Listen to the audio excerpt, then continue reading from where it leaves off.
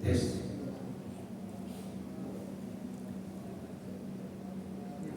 Bismillahirrahmanirrahim. Assalamualaikum warahmatullahi wabarakatuh. Waalaikumsalam. Alhamdulillahirabbil alamin. Alhamdulillahi wa kafa. Wassalatu wassalamu ala nabiyyina Mustafa wa ala alihi wa ashabihi ahli sidqi wal wafa. Tibtum wa taba mamsyakum wa tabawwa'tum minal jannati manzila.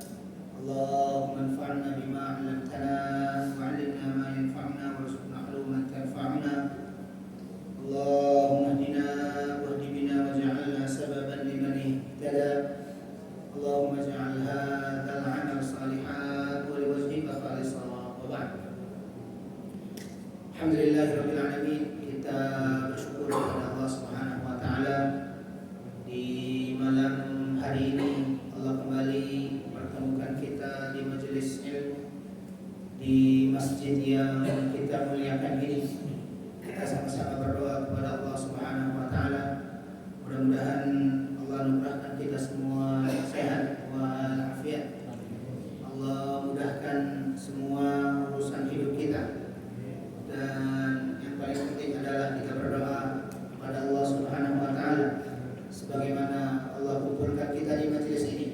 Insyaallah Allah juga kumpulkan kita nanti di surganya. Amin ya rabbal alamin.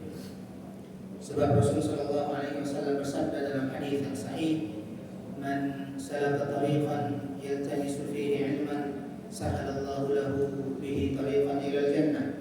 Siapa yang keluar dari rumahnya untuk meniti jalan ilmu pengetahuan, maka Allah akan mudahkan baginya jalan menuju surga.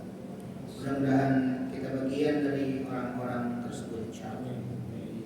Salawat dan salam semoga tercurah kepada Nabiullah Muhammad sallallahu alaihi wasallam, pada keluarga, sahabat dan umatnya hingga akhir zaman. Dan kita berharap mudah-mudahan kita bagian dari umatnya yang setia, yang istiqamah menegakkan sunnah-sunnahnya. Dan karena itu kita juga berharap mudah-mudahan kelak kita mendapat syafaat dari Nabi besar Muhammad sallallahu alaihi wasallam. Amin ya rabbal alamin. Hadirin Bapak, Ibu, saudara-saudari sekalian yang dirahmati Allah Subhanahu wa taala. Pada malam hari ini insyaallah kita akan melanjutkan kajian fikih adab kita. Di pertemuan yang lalu kita sudah membahas dua adab kepada Allah Subhanahu wa taala. Yang pertama adalah adab yang pertama dan paling utama, yaitu tauhiduhu subhanahu wa ta'ala, mengesahkan Allah Subhanahu wa ta'ala baik pada ibadah maupun pada puasanya, meyakini bahwasanya Allah satu-satunya yang berkuasa di alam raya, dan karena itu meyakini pula bahwa Allah satu-satunya yang berhak disembah di alam raya ini. Kemudian yang juga kita telah bahas adalah adab yang kedua kepada Allah Subhanahu wa taala setelah mengesahkan Allah adalah ta'atuhu subhanahu wa taala, mentaati Allah Subhanahu wa taala. Baik taat yang berkaitan dengan ghaibiyat, hal-hal yang gaib, yang prinsipnya adalah amanna wa sadaqna, kami beriman dan kami yakin. Ketika Allah sampaikan ada surga dan neraka, amanna wa sadaqna, kami iman dan kami yakin. Allah menyampaikan ada malaikat yang membantu Allah Subhanahu wa taala mengatur atau dibebani oleh Allah Subhanahu wa taala tugas-tugas tertentu di alam raya ini, maka kita amanna wa sadaqna, kita beriman dan kita meyakininya. Dan begitu seterusnya tentang ghaibiyat, amanna wa sadaqna, kami beriman dan kami yakin. Atau pada hal-hal yang amaliyat, hal-hal yang sifatnya perbuatan nyata, bukan yang gaib, perbuatan nyata. Dan sudah kita bahas yang disebut dengan amaliyat ini, prinsipnya adalah sami'na wa ta'na, kami dengar dan kami taat. Sami'na wa ta'na ini terutama pada 4 ibadah besar yang ada di dalam rukun Islam kita yang 5. Ada 4 ibadah besar di sana. Yang pertama adalah salat, hubungan seseorang kepada Tuhannya Allah Subhanahu wa taala.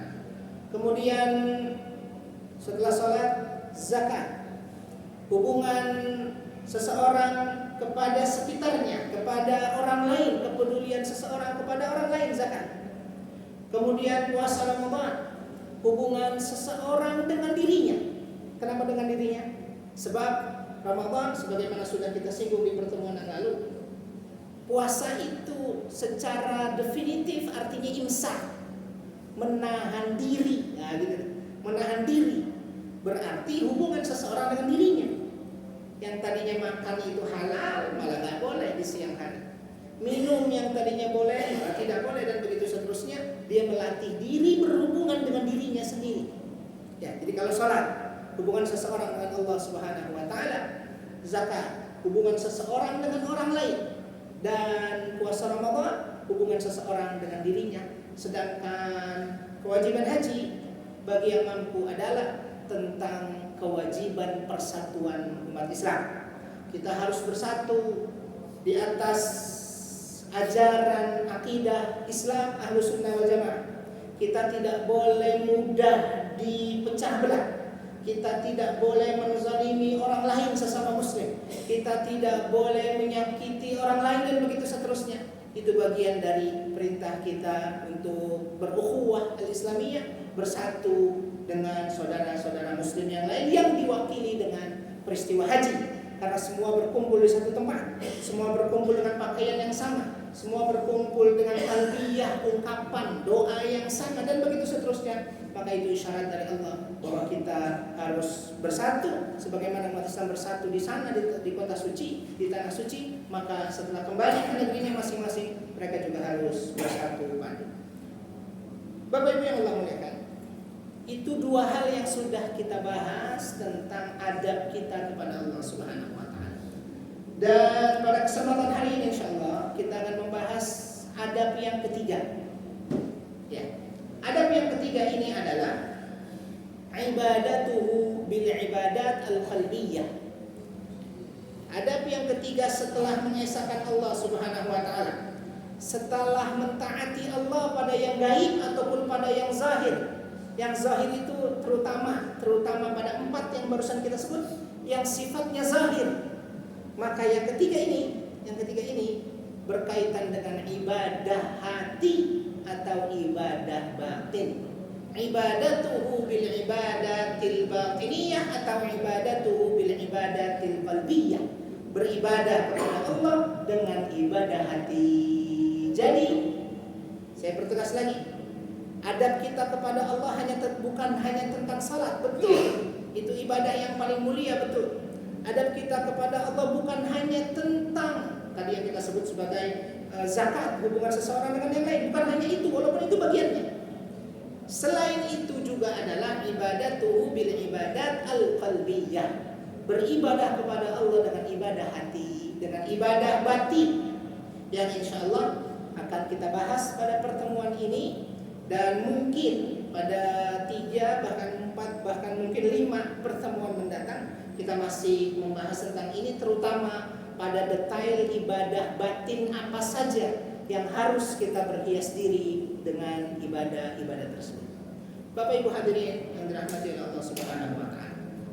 Ada 3 pertanyaan berkaitan tentang beribadah kepada Allah dengan ibadah hati. Yang pertama, kenapa kita harus beribadah kepada Allah dengan ibadah hati, bukan hanya dengan ibadah zahir saja? Kenapa? Yang kedua, apa saja ibadah batin itu? Ibadah hati itu apa saja? Dan yang ketiga adalah bagaimana hati atau bagaimana ibadah hati itu mempengaruhi kehidupan seseorang. Nah, 3 hal ini kita akan coba membahasnya dalam kesempatan ini insyaallah. Tentang yang pertama, kenapa Allah Subhanahu wa taala memerintahkan kita bukan hanya ibadah zahir tapi juga ibadah batin. Kita diperintahkan untuk beribadah hati. Kenapa? Yang pertama, sebab ibadah hati itu adalah syarat keselamatan dunia dan akhirat. Nah, ternyata penting sekali nih Bapak Ibu. Ya. Jadi ibadah hati yang mungkin tidak terlihat, ibadah hati yang mungkin tidak nampak gitu ya, tapi sebenarnya dia sedang beribadah. Tapi ibadahnya adalah ibadah hati. Itu ternyata adalah syarat keselamatan. Dari mana kita tahu? Allah Subhanahu wa taala yang menyampaikannya di dalam Al-Qur'an.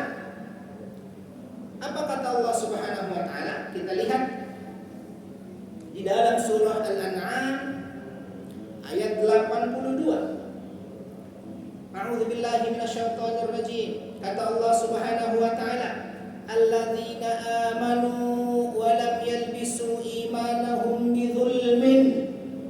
Dan orang-orang yang beriman walam yalbisu imanahum, dan iman mereka tidak dicampur dengan kesyirikan. Beriman dan imannya tidak dicampur dengan kesyirikan.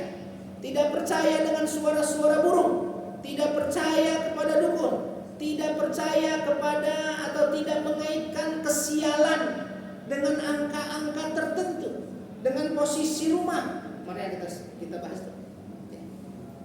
Tidak ada kesyirikan pada dirinya, ya. Orang beriman dan kemudian tidak dicampur imannya dengan kesyirikan. Apa yang terjadi kata Allah? Ulaika lahumul amn. Bagi mereka rasa aman, bagi mereka keselamatan. Aman di mana? Dijelaskan oleh para ulama, fid dunya wal akhirah. Di siapa yang mau hidupnya aman, siapa yang mau hidupnya selamat, ibadah yang pertama kali harus dia lakukan bukan ibadah zahir, tapi ibadah batin. Apa itu? Iman dan tidak syirik. Iman itu kan ibadah batin, Pak. Iman itu ibadah hati. Ya. Sebelum seseorang sholat itu adalah cerminan ibadah hatinya. Apa itu? Iman Allah Tuhannya. Kita sholat kenapa? Karena kita yakin Allah adalah satu-satunya Tuhan yang berhak disembah. Jadi sholat itu tidak mungkin terjadi tanpa ada iman dalam hati kita. Seseorang sedekah, ya, sedekahnya nggak ada yang tahu. Sengaja misalnya Bapak Fulan sedekah dan sengaja juga nggak ada orang yang tahu. Nah, perilaku itu tuh tidak mungkin dia lakukan tanpa yakin bahwasanya Allah Maha Tahu. Dan itu adalah iman. Jadi yang disebut oleh Allah Subhanahu wa taala dalam surah Al-An'am ini adalah ibadah hati. Yang dimaksud adalah iman kepada Allah dan tidak syirik. Tidak menyekutukan Allah, tidak meyakini ada Tuhan lain bersama dengan Allah atau tidak ada Tuhan lain selain Allah. Kalau itu terjadi, berarti bermasalah ibadah hatinya, bermasalah imannya. Dan karena itu, Bapak Ibu yang Allah muliakan, kita saksikan juga di dalam Al-Quran, di dalam surah Asy-Syu'ara ayat 87, 88 sampai 89. Kata Allah Subhanahu wa taala, ya, wala tukhzini yauma yub'atsun, tentang doa orang-orang yang beriman. Ya Allah, jangan engkau rendahkan aku, jangan engkau hinakan aku yauma yub'atsun, pada hari mereka dibangkitkan. Jadi nanti ada orang-orang yang dihinakan oleh Allah Subhanahu wa taala pada hari manusia dibangkitkan. Semua kita pasti mati. Setelah kita mati, kita dibangkitkan. Pada saat itu ada orang-orang yang direndahkan sedemikian rupa oleh Allah Subhanahu wa taala. Kemudian yauma la yanfa'u malu wala banun, yaitu hari apa tuh? Hari yang tidak lagi berguna, malun, harta sebanyak apapun tidak berguna, wala banun, tidak berguna juga anak-anak. Jadi dulu bangsa Arab kalau sudah menikah, punya harta banyak, punya anak, selesai itu. Mau apa lagi? Nggak ada lagi tuh. Mereka sudah mencapai titik kesempurnaan hidup gitu kan. Mungkin kita juga begitu kali ya. ya dewasa, menikah, habis menikah pengen punya motor, pengen punya mobil, pengen punya rumah, pengen punya apa lagi? Helikopter.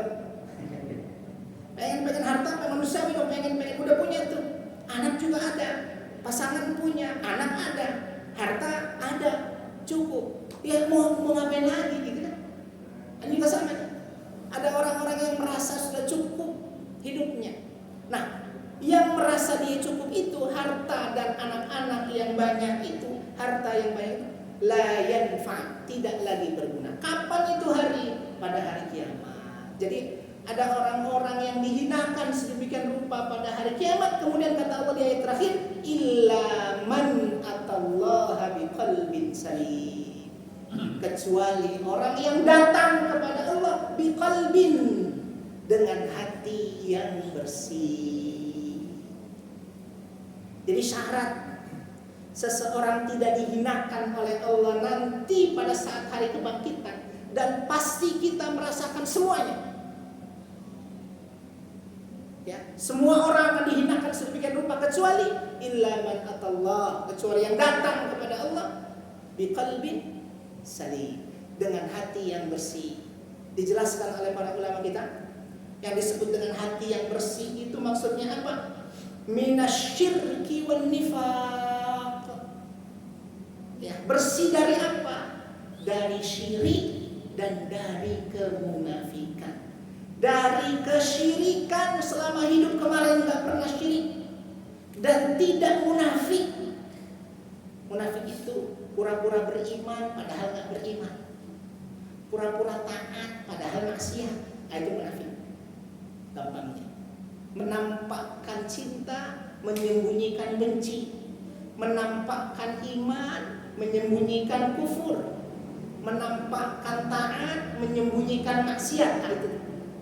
Itu munafik. Jadi bersih dari kesyirikan dan bersih dari kemunafikan, bersih dari syirik dan bersih dari kemunafikan adalah ibadah hati.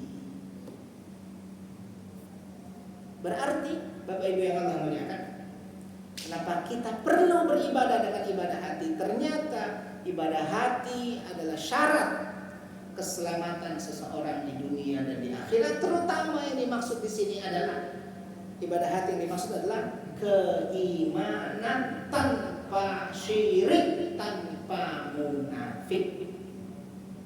Dan karena itu saking pentingnya hati kita dijaga nih, bukan hanya yang zahir, tapi hati juga perlu dijaga dari segala penyakit hati.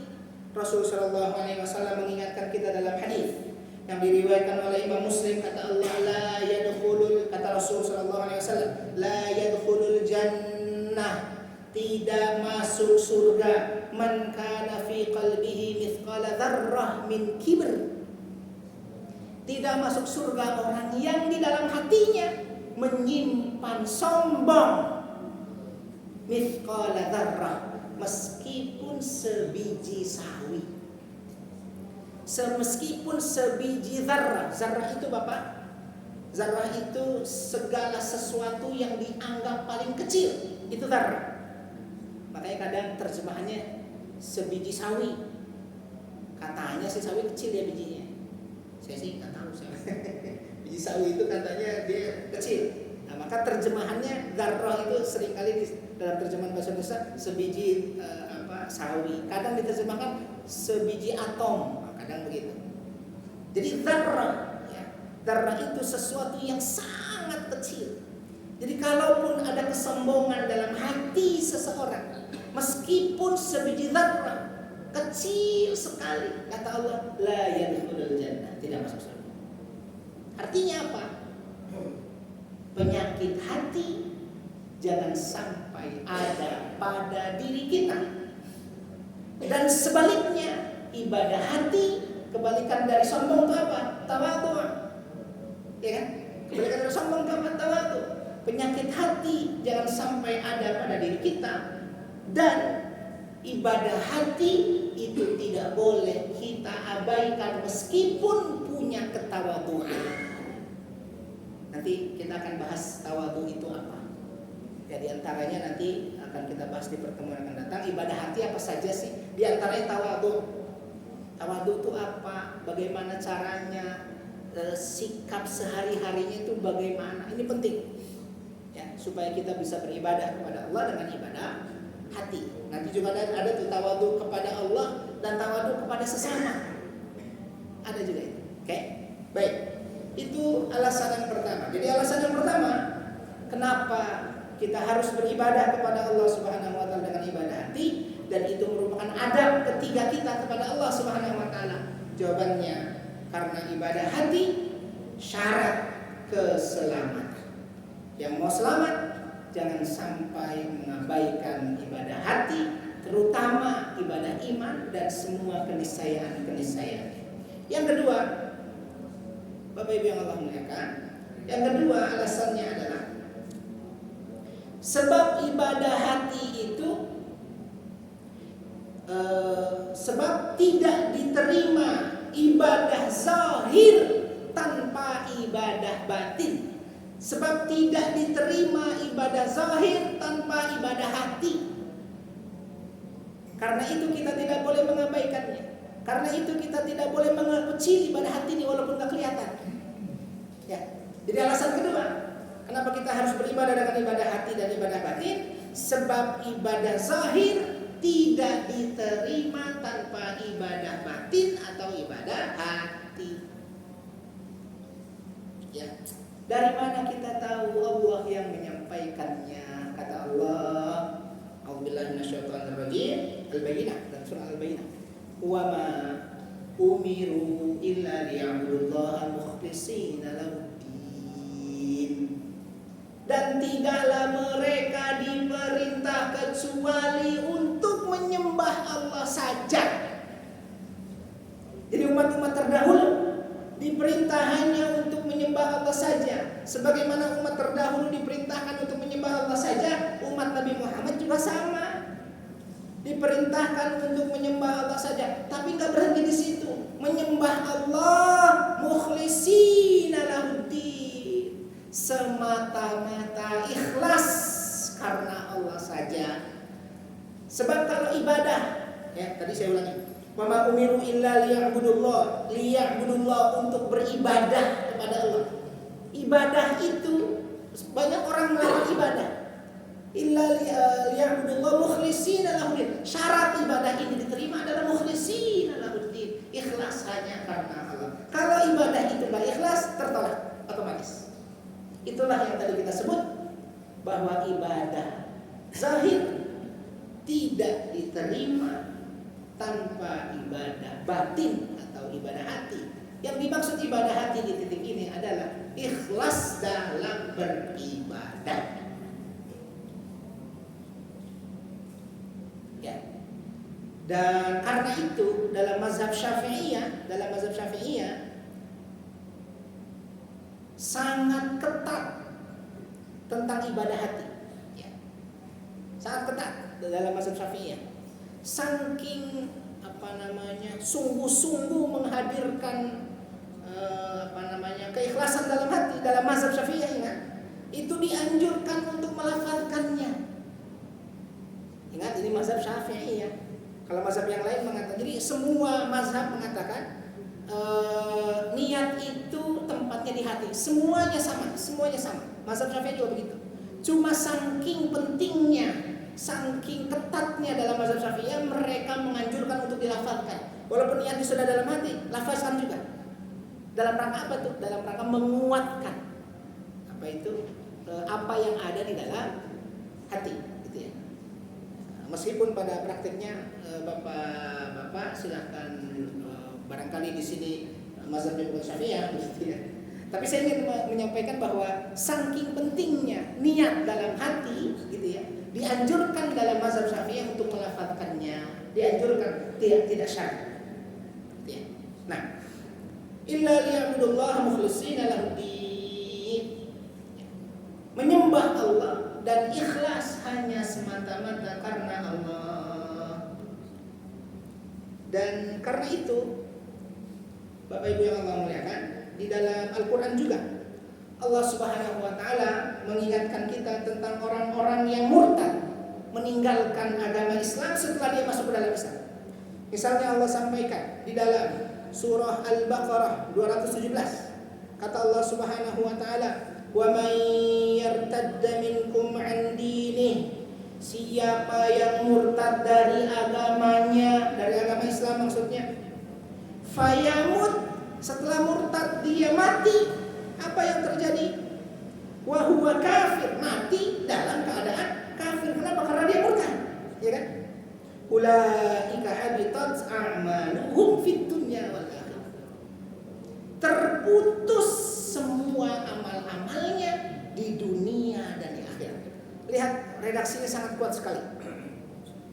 Kata Allah, wa may yartadda minkum 'an dini, siapa yang murtad masuk Islam, banyak beramal nih, mungkin dia puasa, mungkin dia salat selama Islam, tapi kemudian dia murtad. Setelah murtad fayamut, dia kemudian mati dalam keadaan kafir. Sekian waktu yang dia salat, sekian waktu yang mungkin dia puasa, dan begitu seterusnya. Kata Allah, faulaika habitat a'maluhum fid dunya wal akhirah. Terputus sia-sia semua amal baiknya, semuanya fid dunya wal akhirah. Padahal mungkin dia pernah salat, amalan zahir. Mungkin dia puasa, zahir. Mungkin dia ikut zikir, zahir, tapi mati dalam keadaan kafir. Kafir itu adalah maksiat hati yang paling besar. Dia maksiat hati itu. Apa yang terjadi? Habitat a'maluhu.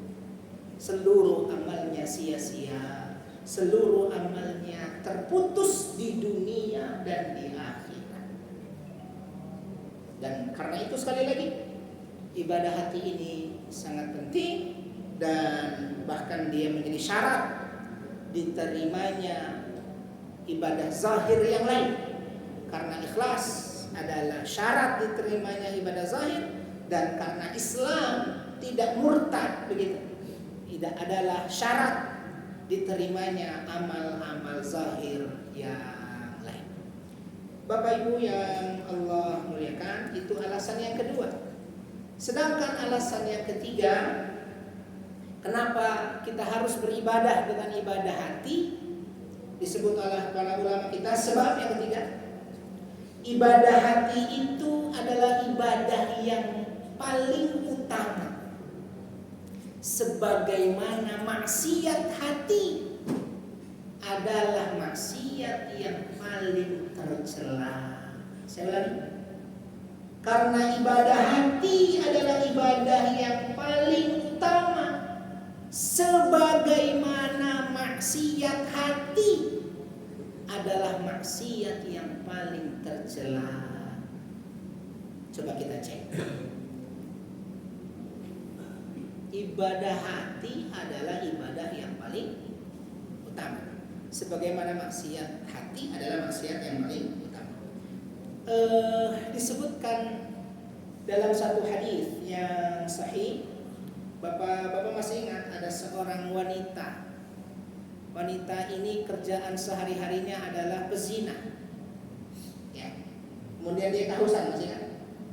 Dia kehausan, kemudian dia mendatangi sumur, mengambil air dari sumur itu kan?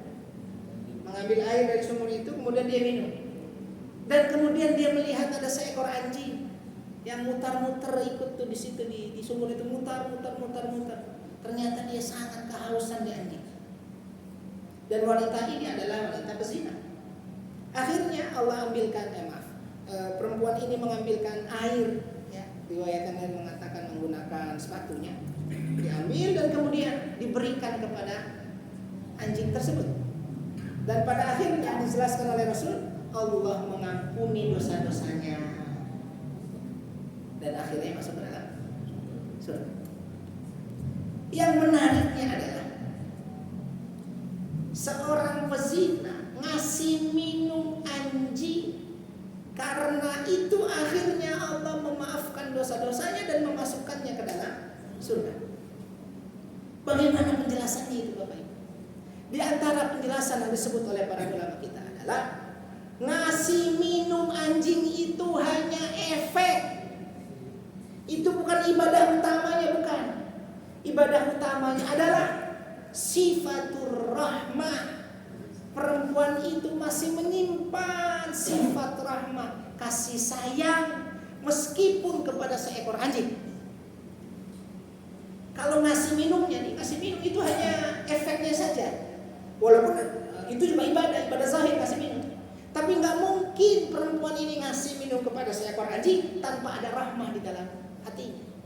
Dan rahmah itu min ibadat al-qalbiyah, termasuk ibadah hati. Makanya Rasulullah SAW, wa ma arsalnaka, disifati di dalam Al-Quran, tidaklah kami mengutusmu wahai Muhammad illa rahmatan lil alamin. Kenapa? Rahmat ini adalah sumber segala kebaikan. Jadi bukan ngasih minumnya, itu efek saja. Tapi apa? Ada rahmah di dalam hatinya. Karena masih ada rahmah dan itu bagian dari ibadah hati, ya. Karena itu dikasih itu. Walaupun sebenarnya dia adalah seorang pezina, akhirnya Allah ampuni dan akhirnya Allah masukkan dia dalam surga. Itu artinya sekali lagi, ibadah hati ini termasuk ibadah yang paling mulia. Kita lihat lagi di dalam hadis yang lain yang juga sahih.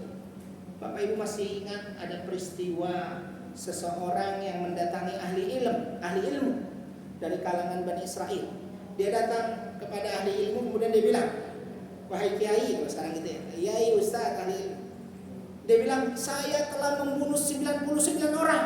Masih ingat kan hadis itu? Saya telah membunuh 99 orang. Apakah Allah akan mengampuni saya yang sudah membunuh 99 orang ini? Apa jawaban ahli ilmu ini? Dia bilang, kurang lebih kayaknya nggak mungkin deh diampuni. Kenapa? Banyak banget 99. Udah nyaingin Asmaul Husna ya. Banyak banget 99. Akhirnya dia marah, dia kecewa, dibunuh lah. ahli ilmu, dia orang yang ke-100 pun. Tapi entah karena sebab apa, kemudian laki-laki ini mendatangi ahli ilmu yang lain dan kemudian menyampaikan hal yang sama. Saya telah membunuh 99 plus 1. Apakah Allah masih mengampuni dosa-dosa saya yang banyak ini? Jawaban ahli ilmu yang terakhir, iya. Allah Maha Pengampun dengan satu syarat. Syaratnya adalah tinggalkan tempatmu hari ini menuju tempat yang baru. Tinggalkan negerimu yang buruk hari ini, karena di negeri itu dia sudah terlalu pengaruh buruknya sangat kuat. Tinggalkan negeri ini, pindah ke negeri yang lain.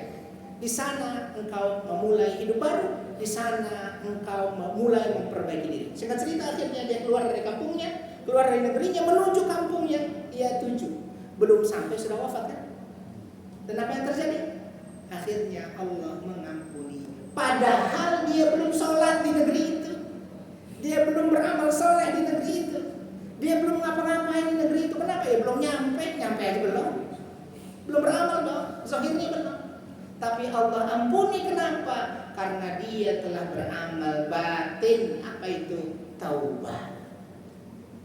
Dan nanti kita juga akan bahas, selain tawadhu, yang akan kita bahas juga adalah taubat.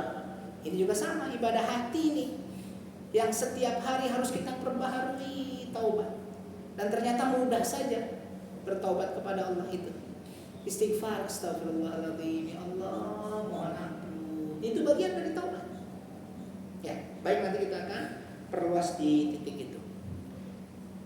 Jadi poinnya adalah ibadah hati adalah ibadah yang paling mulia. Satu lagi saya teringat, ada dalam satu riwayat diceritakan ada seseorang laki-laki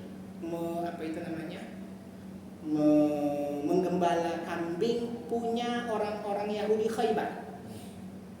Ya, dia kerjaannya menggembala kambing punya orang-orang Yahudi Khaybar. Suatu hari Khaybar ini dikepung oleh Nabi Muhammad karena dia mengkhianati perjanjian, kan? Dikepung oleh Nabi Muhammad. Nah, laki-laki pengembala kambing yang kambing ini milik orang-orang Khaybar, dia datang dari padang rumput, dia datang. Ternyata lagi dikepung. Akhirnya dia mendatangi pemimpin yang mengepung, yaitu Nabi Muhammad, dan dia nggak kenal. Saya ingin ngomong apa? Saya pengen mulangin kambing-kambing ini ke dalam benteng Khaybar. Saya nggak ada urusan peperangan kalian dengan orang-orang itu. Urusan saya adalah kambing ini pengen saya kembalikan, gitu kan? Ya kalau sore diulangin kan gitu. Kemudian apa kata Nabi Muhammad? Gak usah masuk. Kata Nabi Muhammad, biar saya yang urus. Oke, sepakat diurus oleh Nabi Muhammad. Diambillah beberapa kerikil oleh Nabi Muhammad, dilempar setiap kambing itu bagian kepalanya dengan kerikil.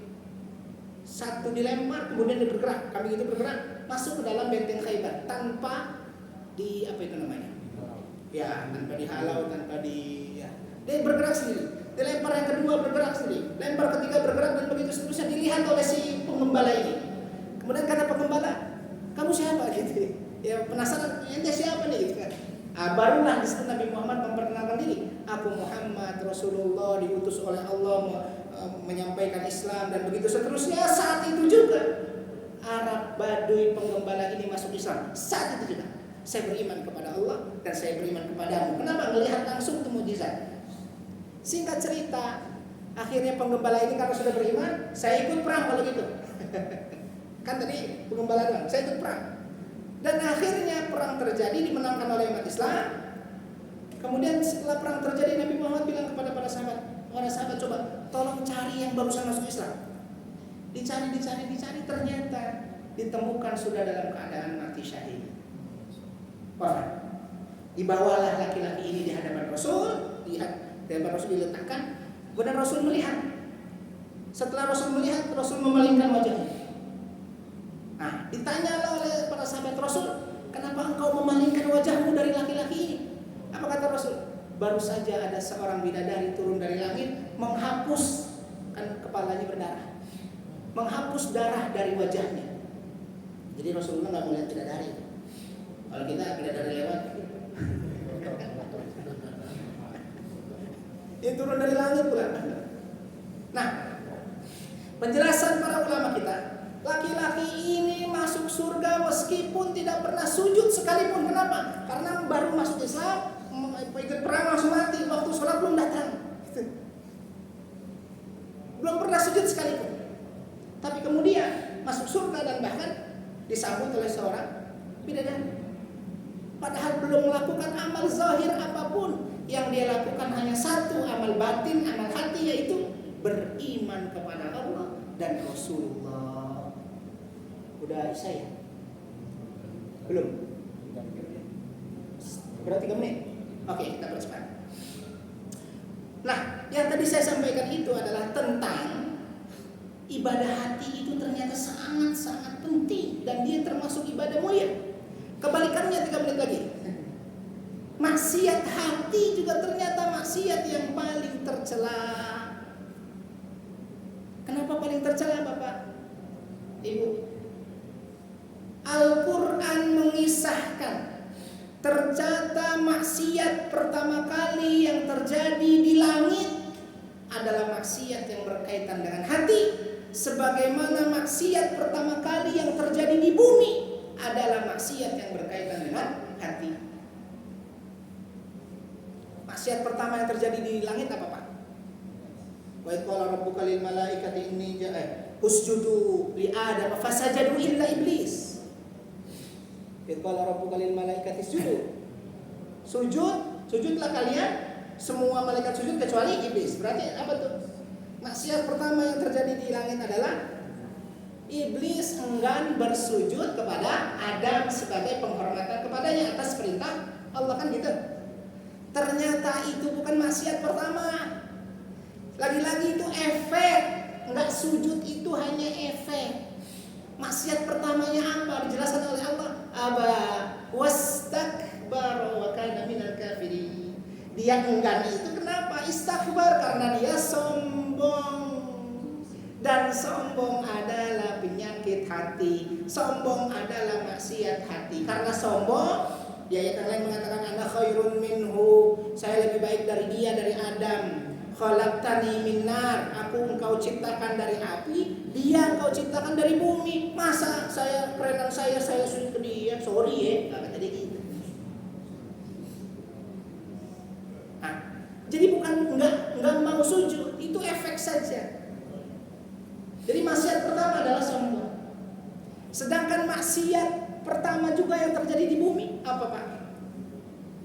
Pembunuhan Habil kepada Qabil kan? Ternyata itu juga efek. Idh qarraba qurbanan fatuqbila min ahadihima wa lam yutaqabbal min al-akhar. Kenapa? Karena Habil bersedekah dengan hewan ternak yang paling bagus, sedangkan saudaranya Qabil berinfak dengan hasil tanaman yang paling buruk.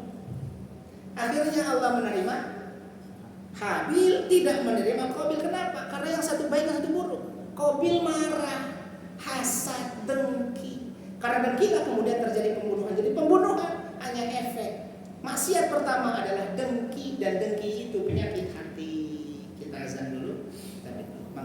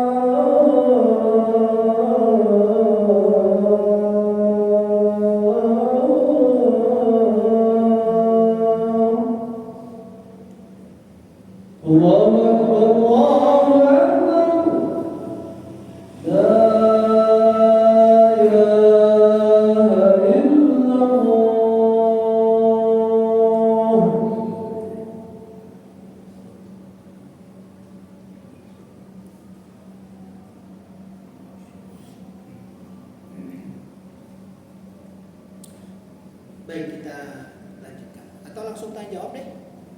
Yang mau bertanya barangkali boleh.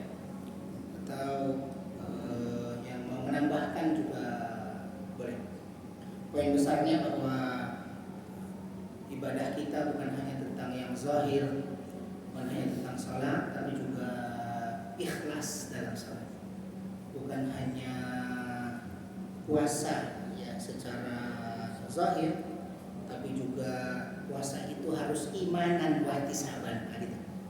Imanan wa ihtisaban kan itu tentang hati, tentang batin, ya. Dan begitu seterusnya. Yang mau bertanya silakan kalau ada. Sepertinya tidak ada ya. Kalau tidak ada saya ingin tambahkan sedikit. Bapak Ibu yang muliakan, terakhir apa kira-kira pengaruh ibadah hati ini pada kehidupan kita secara umum? Pengaruh ibadah hati pada kehidupan secara umum. Apa pengaruhnya? Ibadah hati ini meskipun dia tidak nampak, maka dia akan mempengaruhi secara alamiah cara berpikir kita dan cara berperilaku kita. Ya. dengan sendirinya. Mengapa? Sebab disebut oleh Imam Al-Ghazali, hati itu adalah raja. Dan anggota tubuh kita seluruhnya, termasuk pikiran, termasuk lisan, termasuk perbuatan kita dalam sehari-hari itu ngikut rajanya. Hal itulah yang dengan jelas Rasulullah SAW dalam hadis yang sahih diriwayatkan oleh Imam Bukhari dan Imam Muslim katakan, dan hadisnya sangat familiar. Apa kata Rasul?